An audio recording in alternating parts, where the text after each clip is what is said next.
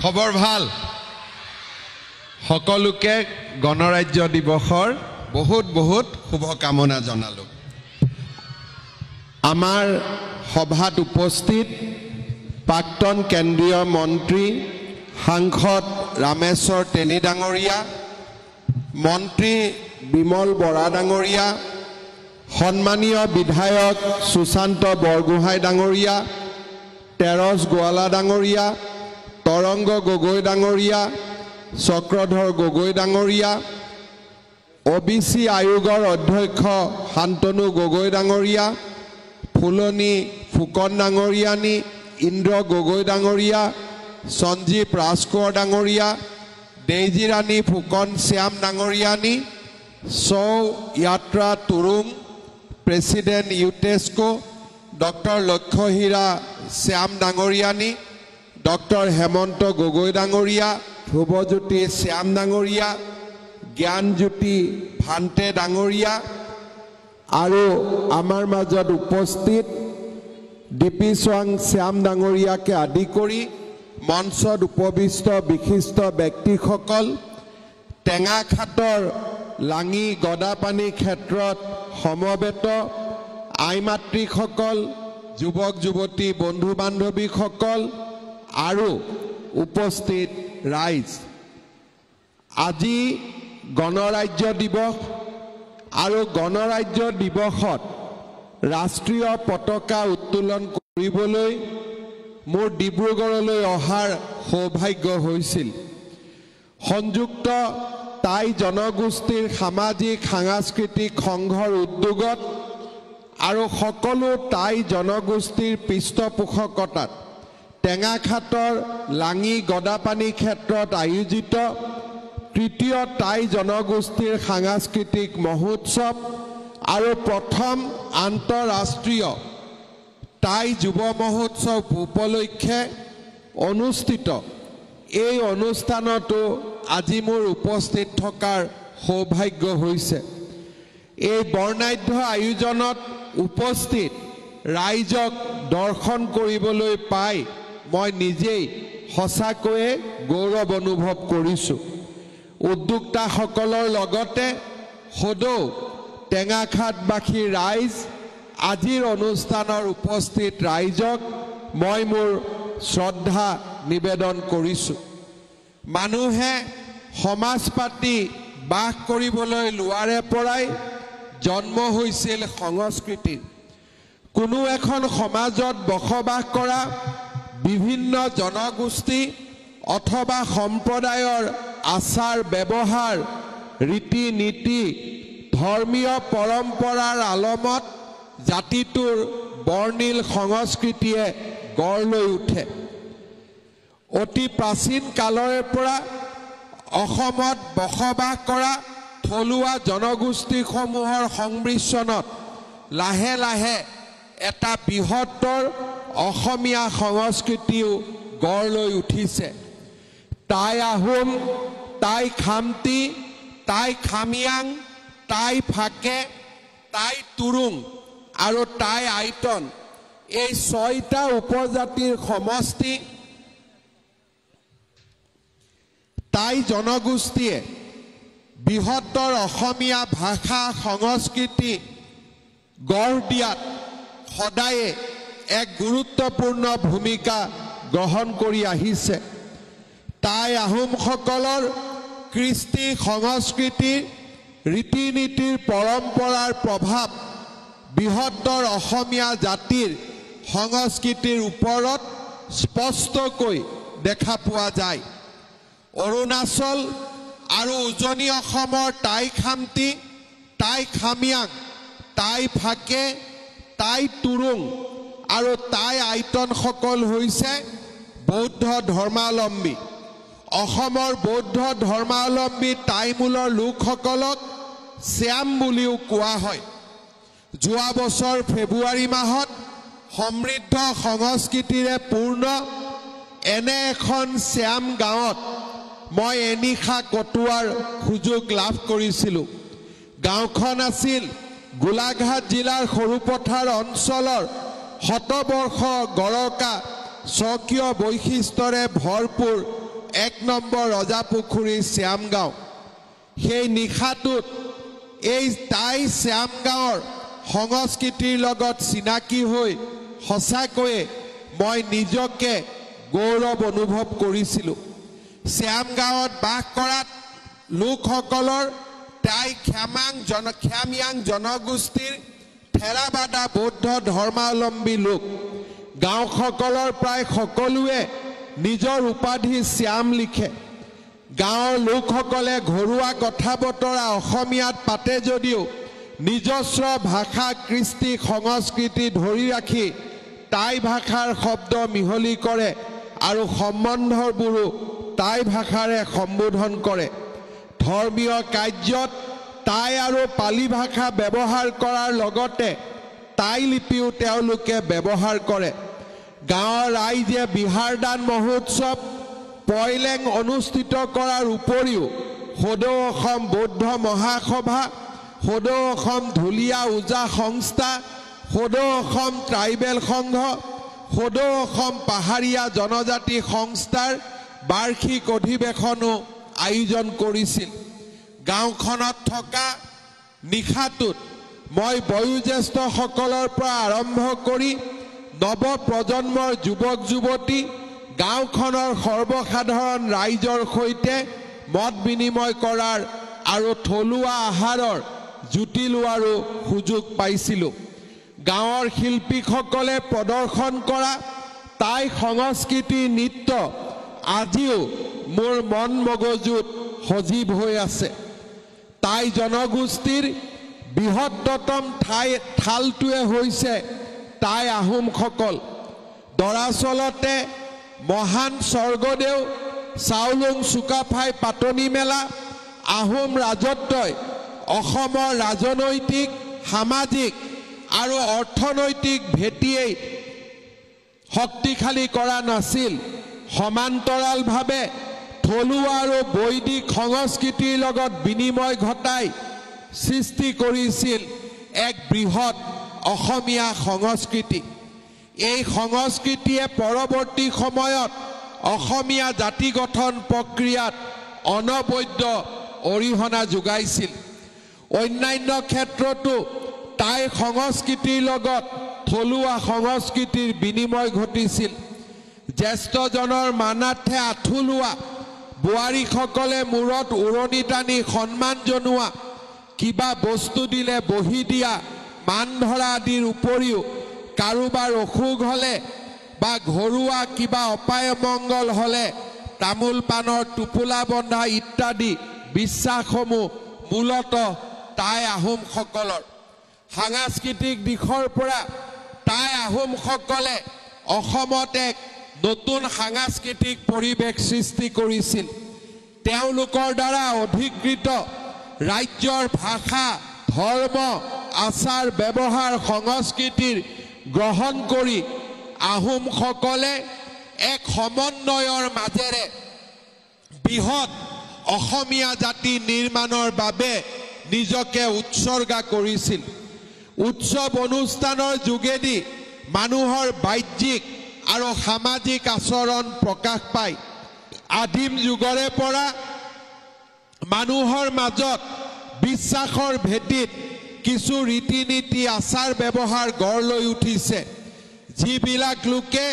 জীৱনে পৰিৱেশন কৰা গীত মাত নৃত্য আদিৰ যোগেদি প্ৰতিফলন ঘটে কোনো জাতি বা সম্প্ৰদায়ৰ সাংস্কৃতিক সামাজিক আৰু অৰ্থনৈতিক জীৱনধাৰাৰ নিদৰ্শন উৎসৱ অনুষ্ঠানৰ মাজেদিয়ে অনুধাৱন কৰিব পৰা যায় এইদৰে মানুহৰ জীৱন সভ্যতা আৰু সংস্কৃতিৰ লগত উৎসৱ অনুষ্ঠানসমূহ ওতঃপ্ৰোতভাৱে জড়িত হৈ পৰে অসমত পৰম্পৰাগত পালন কৰি অহা উৎসৱ অনুষ্ঠানসমূহক লোক সংস্কৃতিৰ পণ্ডিত নবীন চন্দ্ৰ শৰ্মাই ঋতুকালীন উৎসৱ পঞ্জিকা আশ্ৰয়ী উৎসৱ সীমিত অংশগ্ৰহণ কৰা উৎসৱ আৰু সংস্কাৰমূলক উৎসৱ অনুষ্ঠান বুলি শ্ৰেণী বিভাজন কৰিছে আহোম স্বৰ্গদেউসকলৰ ৰাজত্বকালত ভিন ভিন কাৰণত উদযাপিত হোৱা উৎসৱ অনুষ্ঠান আৰু পূজা পাৰ্বণ সম্পৰ্কত বিশিষ্ট পণ্ডিত বিৰিঞ্চি কুমাৰ বৰুৱাই তেওঁৰ অসমীয়া সংস্কৃতি গ্ৰন্থত এনেদৰে উল্লেখ কৰিছিল। আহোম ৰাজত্বৰ পৰা অসমত কিছুমান নতুন উৎসৱ আৰু পূজা পাৰ্বণ প্ৰচলিত হয়। ভালেমান পুৰণি উৎসৱ আৰু পূজা পাৰ্বণ ৰাজসিকভাৱে কৰা হৈছিল। নতুন উৎসৱৰ ভিতৰত ৰাজ অভিষেকৰ সময়ত অনুষ্ঠিত হোৱা ঋকখন আৰু ৰঞ্জয়ত অনুষ্ঠিত হোৱা উৎসৱ উল্লেখ কৰিব পাৰি। দৌল দেৱালয় পুখুৰী আৰু মৈদাম নিৰ্মাণ কৰা আৰু প্ৰতিষ্ঠা উৎসৱ অনুষ্ঠানেৰে সম্পন্ন কৰা হৈছিল। কৃষিজীৱী ৰাইজে কৃষি কাৰ্য আৰম্ভ কৰাৰ সময়ত যেনে হাল বোৱা, কঠীয়া সিঁচা, গোচ লোৱা, ভুই ৰোৱা, হাল উঠা অথবা নাঙল ধোৱা আদি কাৰ্যবোৰ সম্পাদন কৰোঁতে উৎসৱমুখৰ পৰিৱেশ সৃষ্টি কৰি পালন কৰা হৈছিল। পথাৰ শস্যৰে নদন বদন হৈ শস্য চামলা হোৱা বাবে সকলো শস্যৰ উৎপাদিকা শক্তি বৃদ্ধিৰ বাবে আহিন কাতি মাহৰ পথাৰত চোৱা, পথাৰত চাকি দিয়া, ধানৰ আগ কটা, আগনা, ভঁৰালৰ আগত চাকি দি লখিমী সুমুওৱা, নতুন ধান মাৰিলে পদূলি মুখত পতানী কুঁৱৰীক এযোৰ আগলি কলপাতত পতান ধানৰ লগতে এচটা শিল, জুমুঠি আৰু লখিমী ফুল আগবঢ়োৱা, কৃষি কৰ্ম শেষ হ'লে লখিমী অনা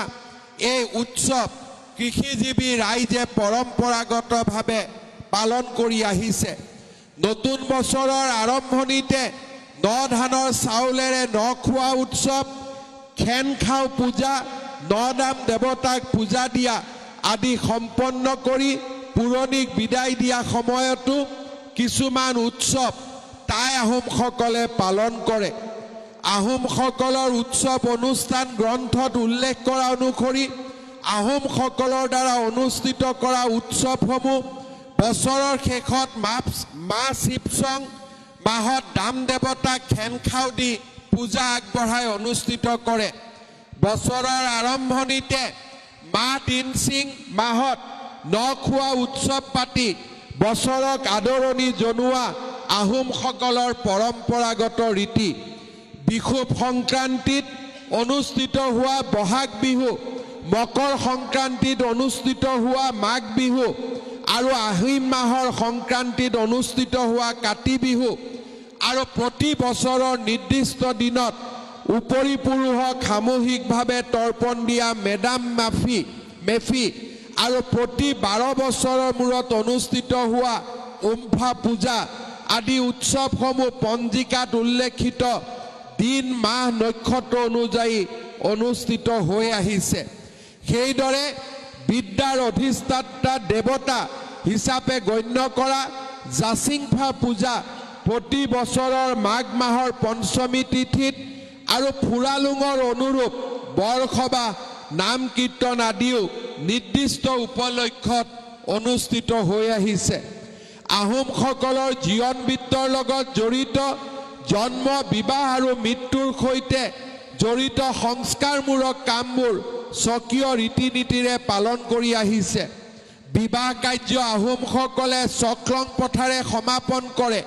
বিবাহৰ লগত সম্পৰ্কিত ন পুৰুষৰ চাউল খোৱা, জাকৈ মাৰি আয়ুস তোলা, মহামৃতকক দামৰ খুঁটাত স্মৰণ কৰি নৈবদ্য আগবঢ়োৱা আদি অনুষ্ঠানো পালন কৰে। জীৱন বৃত্তৰ শেষ পৰ্ব হৈছে শৱ সৎকাৰ অথবা কাঠ সংস্কাৰ কৰি মৈদাম দিয়া কাৰ্য। মৃত্যুৰ পিছত বিদেহ আত্মাৰ সদগতিৰ কামনাৰে 3 দিনত দেউলিঙীয়া, 10 দিনত দহা, 10 দিনৰ পাছত সকাম ভোজ ভাত দিয়া, দাম খুঁটাত মৃতকত নৈবদ্য আগবঢ়াই তৰ্পণ কৰা আদিয়ে আহোমসকলৰ পালনীয় আচাৰ অনুষ্ঠান। মৃত্যুৰ লগত জড়িত অনুষ্ঠানৰ ভিতৰত আহোমসকলে পূৰ্বতে শৱ মৈদাম দি পুতিছিল। স্বৰ্গদেউ ৰুদ্ৰসিংহৰ দিনৰ পৰা কাঠ সংস্কাৰ নকৰাকৈ শৱ মৈদাম দিয়াৰ পৰিৱৰ্তে কাঠ সংস্কাৰ কৰি তাৰে ছাইখিনি মৈদাম দিয়াৰ ব্যৱস্থা কৰা হৈছিল। বৰ ৰজা ফুলেশ্বৰী কুঁৱৰীয়ে সাধাৰণ আহোমসকলক শৱদাহ কৰাৰ নিয়ম প্ৰচলিত কৰা আৰু ৰাজেশ্বৰ সিংহৰ মৃতদেহ দাহ কৰাৰ কথা বুৰঞ্জীত উল্লেখ আছে। অসমীয়া সংস্কৃতিৰ অপৰিহাৰ্য অংগ বিহু উৎসৱৰ জন্ম আৰু বিকাশৰ সৈতে জড়িত হৈ আছে টাই আহোমৰ সংস্কৃতি। টাই আহোমসকলে সৌমাৰত প্ৰৱেশ কৰাৰে পৰা তেওঁলোকৰ লগত লৈ অহা ধৰ্মীয় ৰীতি নীতি, আচাৰ ব্যৱহাৰ আৰু নিজস্ব পৰম্পৰা অটুট ৰাখি তিনিটা বিহু আজিও পালন কৰি আহিছে। বসন্ত ঋতুৰ পৰশত প্ৰকৃতিৰ ৰূপ বিনন্দিয়া হোৱাৰ সময়তে অনুষ্ঠিত হোৱা বিহুক লীলা গগৈয়ে নামাকৰণ কৰিছিল এইদৰে: গৰু বিহুৰ পৰা 7 দিন জুৰি 7 বিহু, ক্ৰমে গৰু বিহু, মানুহ বিহু, হাত বিহু, চেনেহী বিহু, মাইকী বিহু, ৰঙালী বিহু আৰু চেৰা বিহু। স্বৰ্গদেউ চুকাফা এই ভূখণ্ডত প্ৰৱেশ কৰোঁতে লগত লৈ আহিছিল টাইসকলৰ ধৰ্মীয় বিশ্বাস। আহোমসকলে পূৰ্বপুৰুষৰ উপাসনাৰ ৰীতিও লগত লৈ আহিছিল। আহোমসকলে বিশ্বাস কৰা মতে মৃত্যু আৰু মেডাম মেফিৰ পিছত ধাপে ধাপে মানুহ স্বৰ্গলৈ যায় আৰু স্বৰ্গত তেওঁলোকে তেওঁলোকৰ আত্মীয় স্বজনৰ সৈতে বসবাস কৰে। ই আহোমসকলৰ অসাধাৰণ বিশ্বাস। ধৰ্মীয় কাম কাজত আহোমসকলৰ প্ৰধান উপস্য হ'ল লেংদান, লাংকুৰি, জাচিংফা, আইলেংদিন, খাওখাম, জানচাই হুং, লাওখ্ৰী আদি। এইসকলৰ লগতে সূৰ্য দেৱতা আৰু চন্দ্ৰ দেৱতাৰো স্থান আছে। সোমদেউৰ বাহিৰে আহোমসকলৰ দেৱ দেৱতাৰ মন্দিৰ নাছিল। সোমদেউ আহোম ৰজাৰ প্ৰধান উপাস্য বিগ্ৰহ আছিল আৰু কেৱল ৰজাইহে সোমদেউক স্পৰ্শ কৰিব পাৰিছিল। চুকাফাৰ লগতে অসমলৈ বুঢ়া ডাঙৰীয়া, পৰ্বত পাহাৰ, নদ নদী আদিৰ লগত জড়িত দেৱতাসকলৰ বিশ্বাস বা ধাৰণাও আহিছিল। আহোমসকলৰ ধৰ্মীয় ৰীতিত দুটা পদ্ধতি দেখা যায়: বানফি প্ৰথা বা বলি দিয়া আৰু ফাৰ্লুং প্ৰথা বা ফলাহাৰ দিয়া। বলি দিয়া অৰ্থাৎ বানফি পদ্ধতিৰ পৰম্পৰা সাধাৰণতে ৰাজকীয় পৃষ্ঠপোষকতাত কৰা হয়। উমফা পূজাও বানফি পদ্ধতিৰে কৰা হয়। আহোমসকলে মেডাম মেফি পূজা বাৰ্ষিক শ্ৰাদ্ধৰূপে পালন কৰি উপৰি পুৰুষক স্মৰণ কৰাটো এক পৰম্পৰাগত ৰীতি। তেওঁলোকে বিশ্বাস কৰে মানুহৰ মৃত্যু হ'লে কিছুদিন দাম হৈ থাকি পিছত ফিলৈ উন্নীত হয়। তেওঁলোকে মানুহ মৰিলে দেৱতা হয় বুলি বিশ্বাস কৰে। আহোমসকলৰ জীয়ৰ মৃত্যুৰ পিছত আত্মাই পৰম চৈতন্যৰ দ্বাৰা ঐশ্বৰিক শক্তি সম্পন্ন হৈ জীৱিত বংশ পৰিয়ালক অলৌকিক কৃপাদান কৰে বুলিও বিশ্বাস কৰে। সেয়ে মৃতক উপৰি পুৰুষৰ আশীৰ্বাদ বিচাৰিবৰ বাবে প্ৰত্যেক পৰিয়ালে তেওঁলোকৰ ৰান্ধনীশালৰ ভাতৰ চৰুৰ দিশতে দামখুটা স্থাপন কৰে। এই দামখুটাতেই টাই আহোমসকলে বিভিন্ন উপলক্ষত মৃতক আৰু স্বৰ্গৰ দেৱতালৈ বিবিধ উপাচাৰ দি পূজা আগবঢ়ায়। আহোম সমাজে বৌদ্ধিক সত্তাৰে পালন কৰি অহা আন এটি প্ৰধান পূজা হৈছে ফুৰালুং। আহোমসকলে বিভিন্ন উপলক্ষত নিজস্ব পৰম্পৰাৰে পালন কৰি অহা উৎসৱ অনুষ্ঠানসমূহৰ ভিতৰত দাম পূজা এক অন্যতম অনুষ্ঠান। আহোম যুগতে স্বৰ্গদেউসকলে পৰম্পৰাগতভাৱে পালন কৰা ধৰ্মীয় উৎসৱ অনুষ্ঠানবোৰৰ ভিতৰত ভিক্ষণ মুংখন হৈছে গুৰুত্বপূৰ্ণ ধৰ্মীয় উৎসৱ। এই উৎসৱ আহোম স্বৰ্গদেউসকলে বিভিন্ন উপলক্ষত অনুষ্ঠিত কৰিছিল বুলি আহোম বুৰঞ্জীয়ে সম্ভেদ দিয়ে। টাই আহোমসকলৰ লগতে অন্যান্য টাই জনগোষ্ঠী টাই খামতি, টাই ফাকে, টাই খামিয়াং, টাই তুৰু আৰু টাই আইতনসকলেও পৰম্পৰাগতভাৱে বিভিন্ন পূজাসমূহ পালন কৰি আহিছে। টাই সংস্কৃতিত জাত পাত উচ্চ নিচৰ ভাৱৰ কোনো স্থান নাই কোনো জাতিকেই তাইসকলে অস্পৃশ্য বুলি গণ্য নকৰে সকলো সম্প্ৰদায়ৰ লগতে মুকলিকৈ খোৱা বোৱা বিয়া বাৰু আজা কৰাত কোনো সামাজিক বাধা নথকা তাই সংস্কৃতি আৰু পৰম্পৰাই দেশৰ সমতা আৰু সামাজিক ন্যায়ৰ বাতাবৰণক অধিক সুদৃঢ় কৰি আহিছে সাজপাৰৰ ক্ষেত্ৰত তাই সংস্কৃতি আৰু থলুৱা সংস্কৃতিৰ মাজত বিনিময় ঘটিছিল আহোমসকলৰ পুৰুষ মহিলাই অসমলৈ আহি প্ৰথমতে কলা পটলুং কলা মেখেলা ৰঙা ৰঙৰ গা চুটি হাত দীঘল চোলা পিন্ধিছিল কিন্তু পিছলৈ তেওঁলোকে সাজপাৰত থলুৱা প্ৰভাৱ পেলাবলৈ আৰম্ভ কৰে আহোম ৰাজ আভৰণৰ বিশেষ পৰিৱৰ্তন ঘটে ৰুদ্ৰসিংহৰ দিনৰে পৰা তেওঁ ভাৰতৰ বিভিন্ন ঠাইৰ পৰা সাজপাৰৰ আৰ্হি আৰু পিন্ধন উৰণৰ পদ্ধতি কটকীৰ হতুৱাই লৈ আহিছিল থলুৱা জনগোষ্ঠী চুতীয়া বাৰভূঞা আদি জাতিৰ পৰা বসুৱাল টঙালী আৰু গামোচাৰ আৰ্হিলৈ তৈয়াৰ কৰা বিভিন্ন প্ৰকাৰৰ সাজপাৰ ৰজাঘৰ প্ৰজাঘৰত ব্যৱহৃত হৈছিল পিছলৈ তেনে সাজপাৰৰ আৰ্হি সত্ৰীয়া সংস্কৃতিটো সোমাই পৰিছিল আহোম মহিলাই পৰিধান কৰা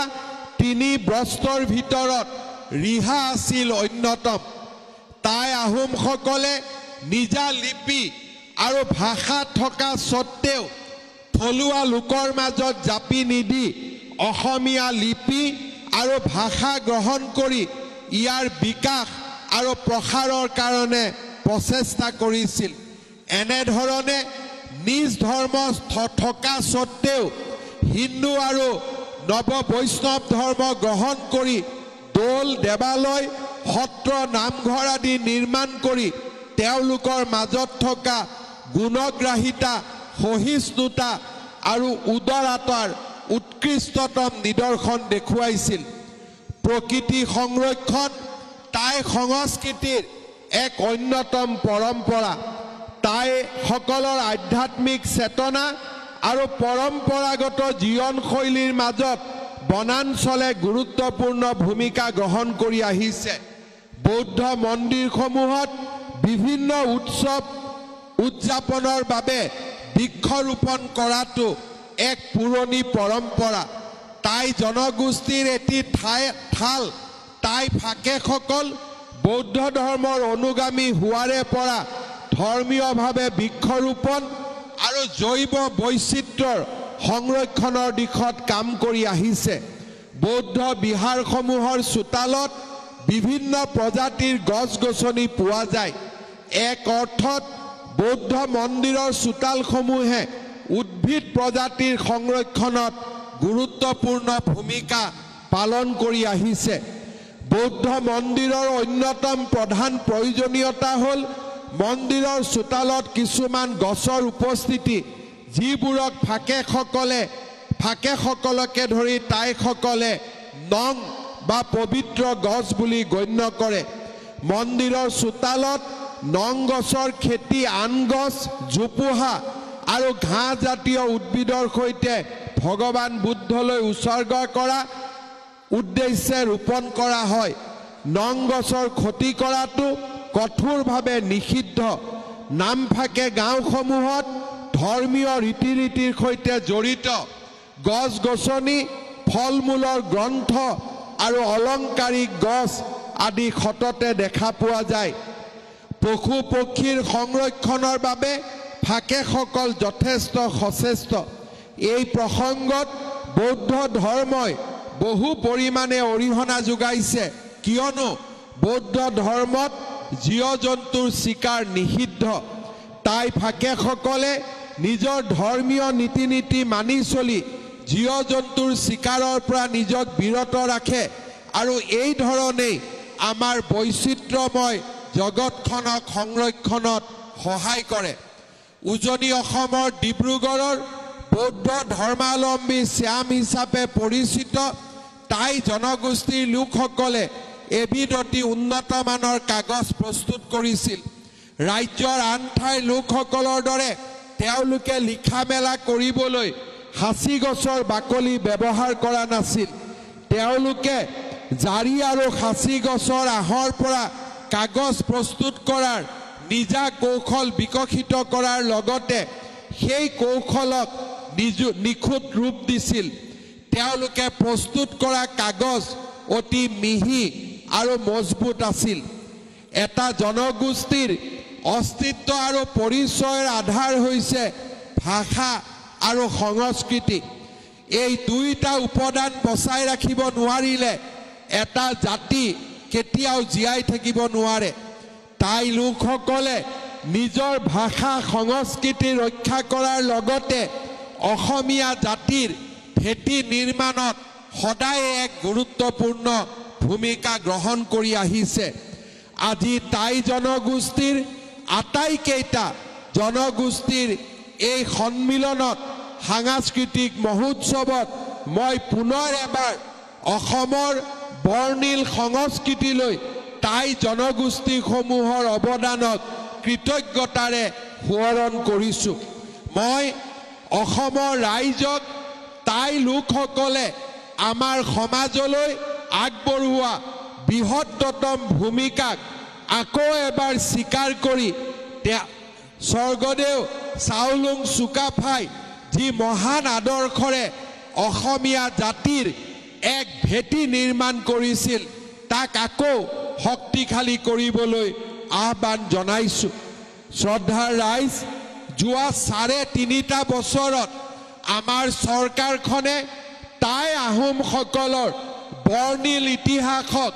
সাংস্কৃতিক পৰম্পৰাক জগত সভালৈ লৈ যাবৰ বাবে প্ৰচেষ্টা চলাই আহিছে এই প্ৰচেষ্টাৰ অংশস্বৰূপে যোৱা বছৰত প্ৰধানমন্ত্ৰী নৰেন্দ্ৰ মোদীৰ প্ৰচেষ্টাত আমাৰ সকলোৰে সন্মিলিত ইচ্ছাৰ এক সামূহিক সফলতা আছিল চৰাইদেউ মৈদামক ইউনেস্কোৰ দ্বাৰা বিশ্ব সংস্কৃতিৰ ঐতিহ্য প্ৰদান কৰা চৰাইদেউ মৈদামৰ আনুষ্ঠানিক স্বীকৃতিয়ে তাই আহোমসকলক জগত সভালৈ লৈ যোৱাত এক মহান বৰঙণি আগবঢ়ালে চৰাইদেউৰ মৈদামৰ বিশ্ব ঐতিহ্যৰ স্বীকৃতিয়ে আজি তাই আহোমসকলকো সমান্তৰালভাৱে জগত সভাত এক অনন্য স্বীকৃতি প্ৰদান কৰিলে আজিৰ এই সুন্দৰ দিনটোত মই পুনৰ এবাৰ এনে স্বীকৃতিৰ বাবে তাই আহোম সমাজক অভিনন্দন জনাইছোঁ যোৱা ৩.৫ বছৰত তাই আহোমসকলৰ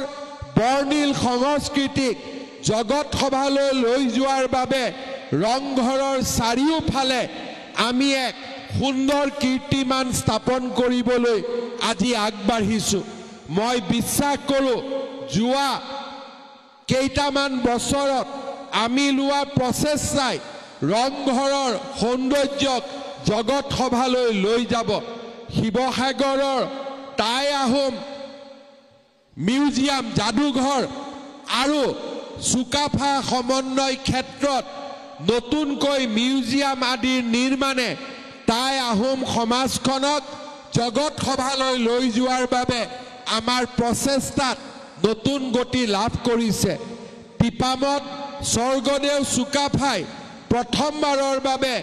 অসমত প্ৰৱেশ কৰি অসমীয়া জাতিক ধন্য কৰিছিলে আজি সেই টিপামতে 52 ফুট উচ্চতাৰে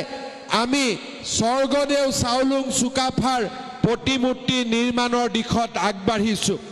সমান্তৰালভাৱে অসমৰ শৌৰ্য আৰু বীৰ্যৰে আমাৰ জাতিটোক সমগ্ৰ কালৰ বাবে মহান কৰি থৈ যোৱা লাচিত বৰফুকনৰ সমাধিস্থলত অৰ্থাৎ হোলোঙা পাৰত আমি যি বিশাল স্মৃতি ক্ষেত্ৰ নিৰ্মাণ কৰিছোঁ সি অসমীয়া জাতিৰ শৌৰ্য আৰু বীৰ্যৰ এক সাহসৰ প্ৰতীক হৈ পৰিছে মই আজি গৌৰৱেৰে সৈতে আৰু গৌৰৱৰ লগতে অত্যন্ত বিনম্ৰতাৰে সৈতে মই ক'ব বিচাৰোঁ যে যোৱা ৩.৫ বছৰত টাই আহোমসকলৰ বৰ্ণিল কলা সংস্কৃতি সাংস্কৃতিক ঐতিহ্য সাহস আৰু শৌৰ্যক জগত সভালৈ লৈ যোৱাৰ বাবে যোৱা 3.5 বছৰত যিমান প্ৰচেষ্টা হাতত লোৱা হৈছে যোৱা 75 বছৰত স্বাধীন ভাৰতত কেতিয়াও তেনে প্ৰচেষ্টা হাতত লোৱা হোৱা নাছিল। আজি লাচিত বৰফুকনৰ জীৱন বৃত্তান্তত আমি ভাৰতৰ সকলো ভাষালৈ ৰূপান্তৰ কৰি ভাৰতৰ প্ৰতিখন মহাবিদ্যালয়ৰ পুথিভঁৰালত যোগান ধৰি লাচিতৰ শৌৰ্য আৰু বীৰ্যক আজি আমি জগত সভালৈ লৈ যোৱাৰ বাবে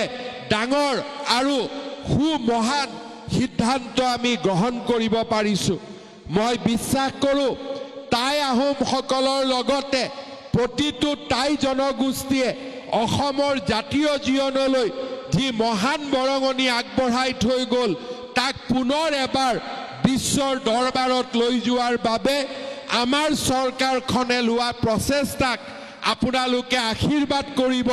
যাতে অনাগত দিনত আমি আৰু অধিক পদক্ষেপেৰে টাই জনগোষ্ঠীক জগত সভালৈ লৈ যাব পাৰোঁ। তেওঁলোকৰ কীৰ্তিত্ব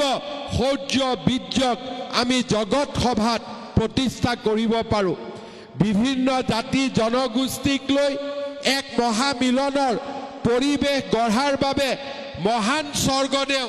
চাওলুং চুকাফাই দি যোৱা অৱদানেৰে আজি অসমীয়া জাতি সমৃদ্ধ।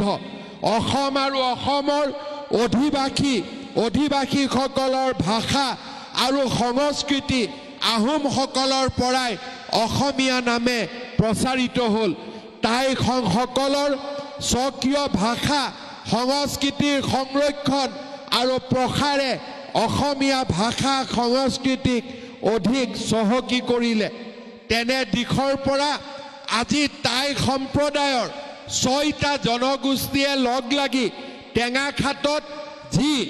এক সাংস্কৃতিক সমাৰোহ লাঙি গদাপানী ক্ষেত্ৰত আয়োজন কৰিছে সি সঁচাকৈয়ে শলাগ ল'বলগীয়া আৰু তাৰ বাবে মই উদ্যোক্তাসকলক আকৌ এবাৰ অভিনন্দন জনাইছোঁ। দেশ আৰু বিদেশৰ প্ৰতিনিধিসকলৰে সৈতে আন্তঃৰাষ্ট্ৰীয় টাই যুৱ মহোৎসৱ পালন কৰি আমাৰ সংগঠকসকলে এক উৎকৃষ্টতম চিন্তাৰ প্ৰতিফলন বাস্তৱত ৰূপায়ণ কৰি দেখুৱালে। মই পুনৰ এবাৰ এই মহান প্ৰচেষ্টাৰ বাবে উদ্যোক্তাসকলক ধন্যবাদ জনাইছোঁ আৰু টেঙাখাটৰ মহান জনতাক পুনৰ এবাৰ শ্ৰদ্ধা জনাই মই মোৰ বক্তব্যৰ সামৰণি মাৰিছোঁ। ধন্যবাদ। জয় হিন্দ, বন্দে মাতৰম।